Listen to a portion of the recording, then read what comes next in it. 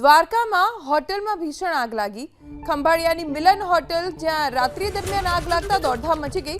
ઘટનાની જાણ થતા ફાયર વિભાગની ટીમ સ્થળ પર દોડી આવી અને ભારે જહેમત બાદ આગ પર કાબુ મેળવ્યો।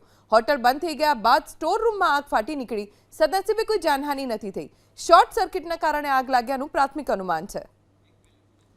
રાત્રે હોટલ બંધ થઈ ગઈ એ પછી આગ લાગી। આગ લાગવા પાછળનું કારણ કદાચ શોર્ટ સર્કિટ હોઈ શકે છે, પણ સદનસીબે આગ લાગવાની આ ઘટનામાં કોઈ જાનહાનિ નથી થઈ, પણ હોટલમાં જે ફર્નિચર અને અન્ય જે સામાન હતો એ બળી ગયો છે।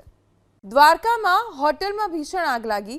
ખંભાળિયાની મિલન હોટલ જ્યાં રાત્રિ દરમિયાન આગ લાગતા દોડધામ મચી ગઈ। ઘટનાની જાણ થતા ફાયર વિભાગની ટીમ સ્થળ પર દોડી આવી અને ભારે જહેમત બાદ આગ પર કાબુ મેળવ્યો। હોટલ બંધ થઈ ગયા બાદ સ્ટોર રૂમમાં આગ ફાટી નીકળી। સદનસીબે કોઈ જાનહાનિ નથી થઈ। શોર્ટ સર્કિટના કારણે આગ લાગ્યાનું પ્રાથમિક અનુમાન છે।